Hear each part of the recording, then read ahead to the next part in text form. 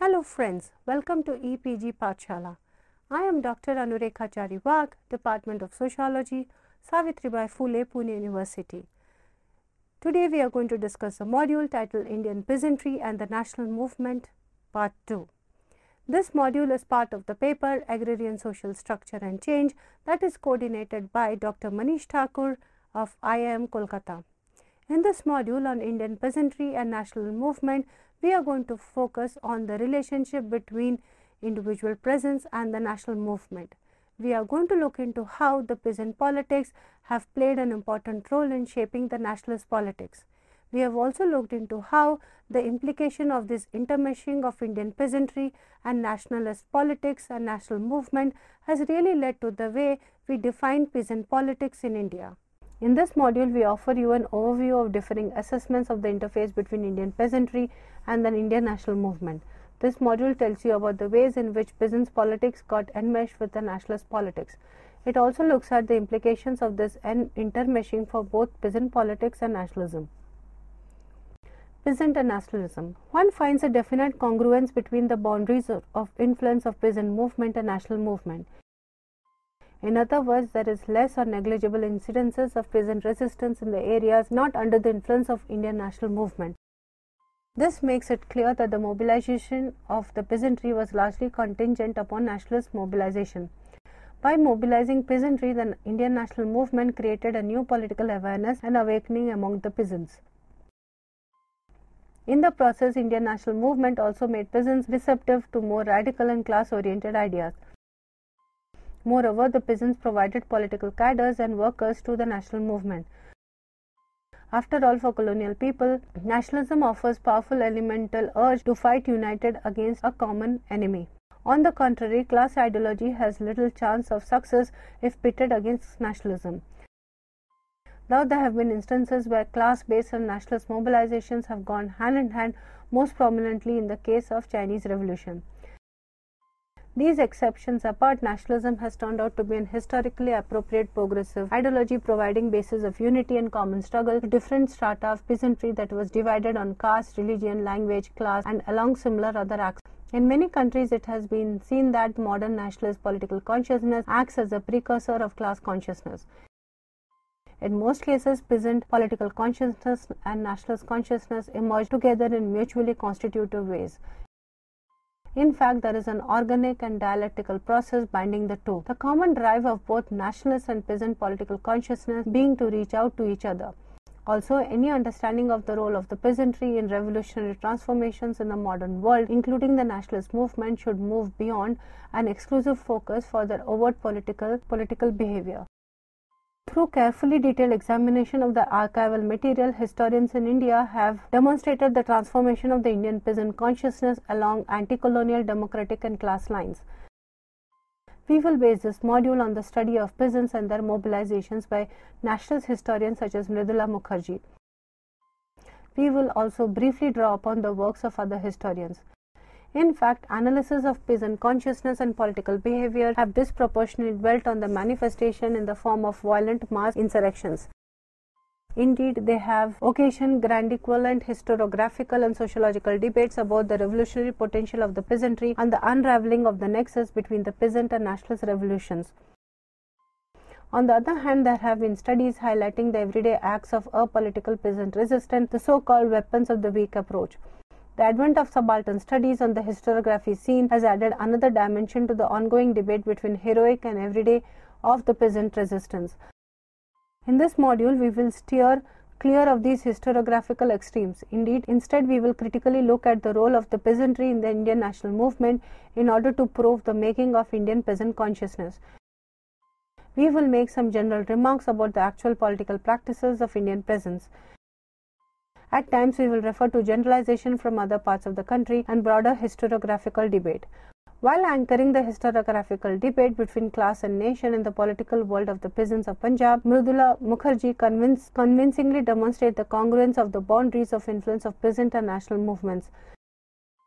For the author, anti-imperialist movements created the initial political space in which peasant movement emerged by mobilizing the peasantry into anti-imperialist political action. It created a new political awareness and awakening among them, which made them receptive to a more radical or class-oriented ideas of peasant organization and peasant struggles. The organic relationship between peasant and nationalist movement is manifest in the overlapping political cadres and workers animating them simultaneously.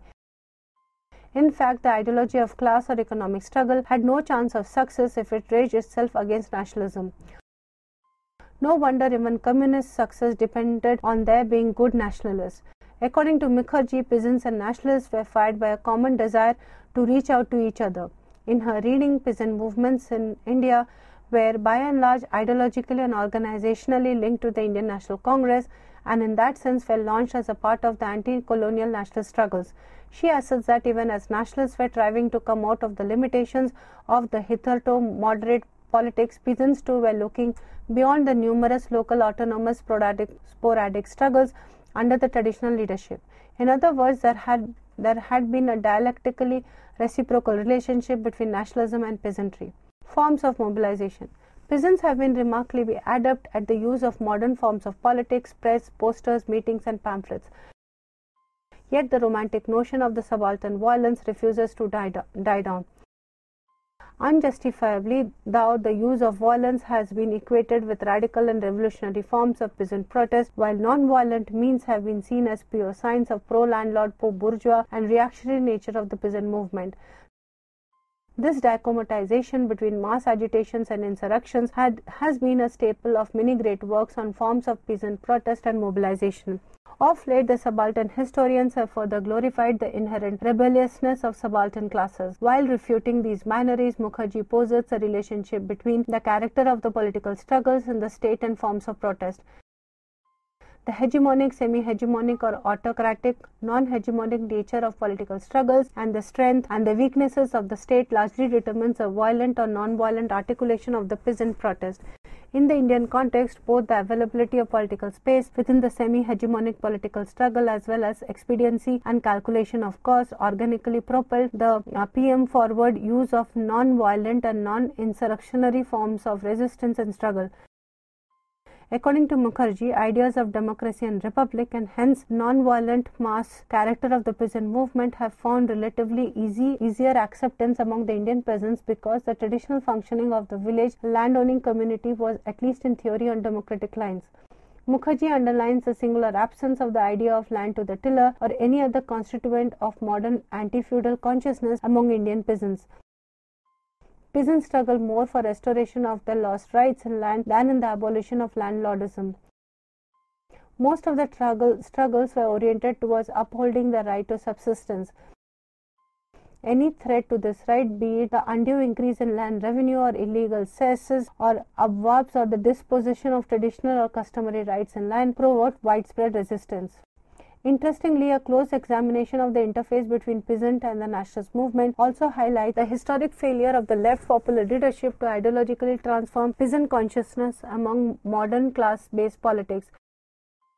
In doing so, it calls for a renewed assessment of the relative merit and viability of class and nation as sources of peasant mobilization. This leads us, among other things, to the need for a clear distinction between peasant consciousness and the consciousness of the peasant leadership. While peasants were more willing to struggle on issues that emanated from sanctioned tradition, past history or notion of legitimacy, the leadership was apparently engaged in organizing peasant resistance along nationalist lines. As a matter of fact, one comes across considerable similarity in demands and issues raised by similar strata of peasantry all over India. The remarkable absence of wage struggle, food riots, and the looting of bazaars and haats, that is, weekly markets, is another noteworthy characteristic of Indian peasant movement. Even when violence has not been a prerogative of the subaltern, one finds some sort of nationalist regulation of peasant violence. Very often, one comes across a popular idea of backward level of class and political consciousness among peasants, something that historians have referred. One also notes the failure of the peasants, except occasionally, to throw up insiders as leaders. The very subalternity of the vast mass of the Indian peasantry, the backwardness and deprivation have made it historically imperative that the initiative for organization, mobilization and the leadership would either come from the outsiders or insiders who had exposure to the outside world. In this sense, travel and education played a key role in providing leadership to peasant movements and according them a well-articulated political consciousness beyond subaltern insurgency and everyday resistance. One finds an interesting set of people among the leaders of the peasant movements: moneylenders, rich peasants, government officials, ex-terrorists and non-Gandhian urban political workers, nationalist upper layers of rural society and the radicalized sections of the intelligentsia, monks and literate peasants. One also finds a village as a basic unit of politicization and participation as a cohesive social unit. The poor and the low caste members generally did not participate in nationalist mobilization of the peasant. The definition of the village did not include them. Mukherjee writes there was hardly any political participation in any political movement by those at the lowest end of the social and economic scale, the low caste agricultural laborers and artisans. On the other hand, the communist economic struggle had blinded them to the possibilities for political work, for removing social disabilities and introducing new elements into their traditional consciousness. At the same time, colonial state played an important part in shaping the peasant identity and politics, including peasant activism. Taking agrarian policies as his point of departure, Peter Robb discounts the possibility of an unambiguous class identity for cultivators. While detailing the context wherein the colonial state entered the indigenous setting with far-reaching legal and administrative changes, he finds that the discourse of peasant and the organized peasant protest as contingent upon this encounter, if not totally derivative of it. In his reading, The Collective Experience of the New Laws and the New Rights laid down the conditions for the emergence of peasant associations. The latter were not simply caste associations by other names. Instead, they had emergent anti-landlord rhetoric and an armory of tenancy rights. In other words, social categories were of mixed basis. Caste, tenure, occupation fused together without any one of them being decisive. It was this fusion and the increasing awareness to a discourse of rights that facilitated an easy reception among the peasantry to the not-so-original diagnosis of peasant conditions by peasant leaders like Swami Sahajanand Saraswati. According to him, very little would have been possible except for the circumstances that colonialism helped create, especially the access to intellectual trends, theories and methods, and some of it through the English language. Arguably, Robb credits colonial rule for making available a different vocabulary to Indians agitating for agrarian and other rights. Here, official categorizations and policies become privileged sites, engendering contested politics of rights and the consolidation of interest constellations as well as their organized articulations. Put it differently, in Robb's reckoning, peasant mobilization is essentially linked to the evolution of the state and its standardizations, the emergence of new institutions, professions and expectations, the growth, increased spread and reduced cost of communication through transport, language and print, the increasing shared economic and political experiences, the awareness of Western ideas in relation to individual or equitable rights. Not only colonial rhetoric emphasized given identities of language, tribe, caste or community, and British policies helped define class interest. Pre-colonial inheritances equally channeled Western influence. After all, European categorizations were not inscribed on a clean state, but had to contend with a set of historically enduring social relations. Siddiqui too examines the interpenetration of peasant movements and nationalist politics. He underlines the point that the complexity of the character of Indian nation is linked to the complexity of agrarian struggles that has underpinned it. What is striking from him is that the peasant movements in some way represented anti-landlord tendencies in the colonial agrarian society. However, there is a historical evidence that the poor peasant protests have strengthened rentier structures as well. At times, anti-moneylender riots have stood opposed to the nationalist political idiom, and movements under a communist leadership have served to strengthen the domination of the rich peasants. More importantly, many of peasant movements has reinforced and removed even the post-colonial state. In his panoramic survey of peasant protests, Siddiqui foregrounds a set of disconcerting questions. For example, lack of common leadership for various instances of peasant protest has been one of the abiding features of peasant politics in India. Except for the All India Kisan Sabha in 1936, no other organization ever spoke for the entire Indian peasantry, and as a consequence, peasant demands hardly had an all-India character. Sure enough, the very specificity of each local variant of the agrarian structure, as well as the sheer diversity of peasant communities in India, led to a lack of any generalized acceptance of the program. Siddiqui puts it pithily that ideological distance between the ultimate act of zamindari abolition and other land reforms of the 1950s and the series of peasant agitations over 100 years of British rule was never bridged. Evidently, there is an urgent need to disaggregate the story of the peasant struggle and to undertake an evaluation of the cultural moorings of peasant leadership.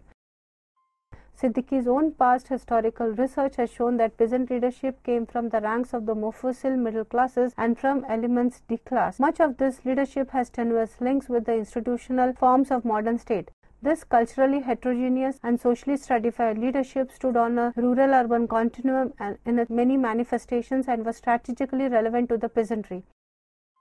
It was this rural-urban intelligentsia who produced mobilizational literature for the peasantry. It was they who helped shape the peasant demands and who represented peasant interest in the nationalist press to integrate the little traditions of peasantry with Indian nationalism. Yet the leadership's reinforcement of culture and community served to widen the distance between town and country and furthered the ideological disarticulation of the Indian politics locally. Very often, processes of political mobilization did not respond to the secular formulae of class struggle. Even when some form of class alignments were present in peasant protests, much of the mobilization was a consequence of those features of Indian society which in their customary routing did not share the modernity of the urban social contract. One does not fail to notice the differences in approach between Robb and Siddiqui. For the latter, the pervasiveness of religious beliefs were the way of invoking the sanction of village deities for protest initiatives, the frequent recourse to caste-based sanctions for violation of food taboos for enlisting the wider support and participation of caste members, deification of Gandhi, regard of the laity of the renouncer and ascetic as the leaders are evidence enough of the temporarily distinctive character of the peasant leadership. The overlapping of religious beliefs and symbols with social identity of the community and the caste provided many of the symbols for protest in places as different as Uttar Pradesh, Bardoli, Bihar, Bengal. In Malabar, Islam was a source of cohesion among the poor peasantry and for the linking up of this community with the urban-based sabhas of the richer Muslims.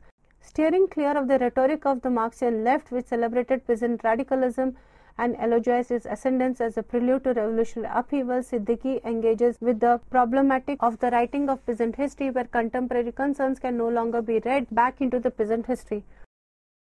More importantly, he attempts to bridge the distinction between the past before independence and the years since with a view to reformulate historical categories. Not surprisingly, he gestures towards tracing the roots of peasant populism and the clinical manipulation through electoral politics in independent India and the historically evolving character of peasant leadership. True, the historicity of peasant insurgency in modern India has come a full circle. To quote Siddiqui, the deeper sinews of community economy, traditional moralities and customary bindings have transmuted through land reform and in a strange marriage with the social contract of political democracy into becoming a mix of casteist movement, communal politics and class struggles. To gain perspective on this legacy remains a serious challenge for the historiography of peasant movements in India, both before and after independence. The issue is not merely that the progressive peasant movements of yesteryear have turned conservative, both politically and socially. It also begs the question as to how in the past 50-60 years the character of the nation itself has undergone change. Drawing upon its Jawan and Kisan, this nation has no qualms in crushing militant radical movements of the rural, poor and tribals. According to Gould, in terms of political expression, peasant ideologies and mobilization styles present a melange of both modern and nativist characteristics. In fact, these characteristics resonated well with Mahatma's symbolism and traditional imagery of Ram Raj, which had historically legitimized collective action among the peasantry. Agrarian discontent of this halfway house variety offered enough room for selective co-optation and ideological manipulation that marked the Congress party's interface with agrarian unrest in the Gandhian phase. The way Congress roped in the peasantry in may have loosened its hold over the latter had the Congress socialist faction not forced the party to at least tacitly adopt a semblance of Marxist orientation to peasant mobilization. In fact, Gould's use of the expression Babas, non-cooperators and revolutionaries assumes that tenants had class-driven concerns whereas Congress leadership had nationalist concern. Be that as may be, Marxist millennium was never on the political agenda of the cultivating elite and middle class, who were more interested in obtaining legal titles to the land they cultivated as tenants of different sorts.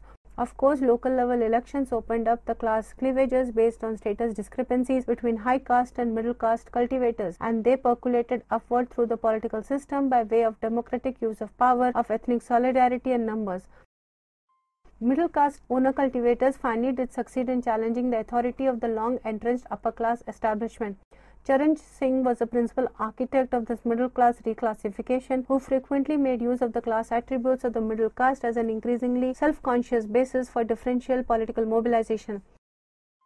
In the worlds of gold, in the culturally multiplex world of Indian society, interest-based mobilization, howsoever universalistic, can hardly avoid enmeshment in the particularizing power of the ethnically structured social formation that prowl the country's democratically structured political arenas.